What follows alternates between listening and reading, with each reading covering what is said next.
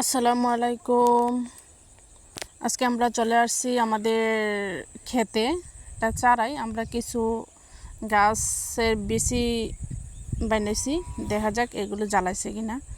অনেক দিন পরে কালকে বৃষ্টি আসছে, তো গাছগুলো একটু একটু দেখা যায়, এখনও বড় হয় নাই, একটু একটু দেখা যায়, এর জন্য দেখতেছিলাম।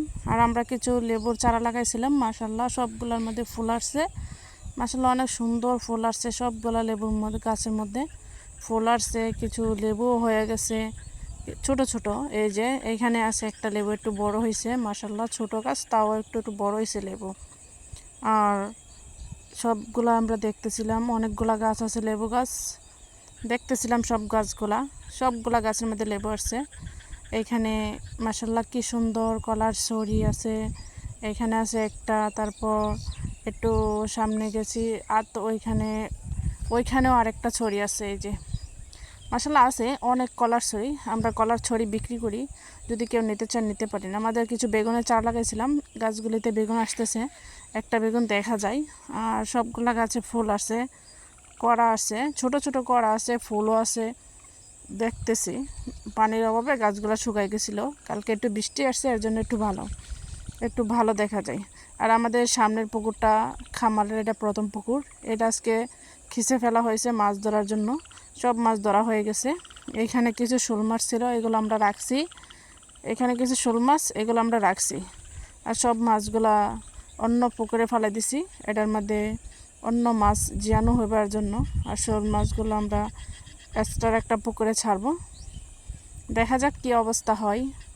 এই মাছগুলো পরে বাচ্চা দিবার জন্য আমরা অন্য একটা পুকুরের মধ্যে ট্রান্সফার করবো। এগুলারে বাচ্চা দিলে তখন বাচ্চাগুলো নিয়ে আমরা আরেক পুকুরে ট্রান্সফার করব। আমাদের খামারে অনেক পুকুর, প্রায় 10-12টা পুকুর আছে বড় বড়।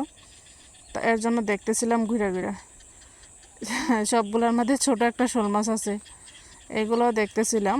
মাশাল্লাহ বড় সাইজের শোল মাছ, বড় সাইজের শোল মাছ আছে। শোল মাছ চাষ করতে হলে একা একটা পুকুরে চাষ করতে হয়, কারণ অন্য পুকুরে দিলে এগুলা অন্য মাছ, ছোট মাছ যা আছে সব খায়া ফেলায়। এর জন্য এটাকে এক্সট্রাভাবে একটা পুকুরে চালু করতে হয়, রাখতে হয়। আর আমাদের এই পুকুরটার মধ্যে ধান চাষ করা হয়েছে, মাশাল্লাহ অনেক সুন্দর ধান হয়েছে। ধানের ছড়ি বার হয়ে গেছে, হয়তো আর 10-15 দিন পরে কাটা পড়বে ধান। অনেক সুন্দর ধান হয়েছে মাশাল্লাহ। এটা পুকুরের মধ্যে ধান লাগানো হয়েছিল, গাছগুলো অনেক সুন্দর হয়েছে। এর জন্য আমি দেখতেছিলাম ঘুরে ঘুরে সব কিছু। ধানের ছড়ি বেরিয়েছে, দেখতেও মাশাল্লাহ সুন্দর লাগে, জিনিস ভালো হলে দেখতেও সুন্দর লাগে। সবগুলা ঘুরে ঘুরে দেখতেছিলাম, খুবই ভালো লাগতেছিল।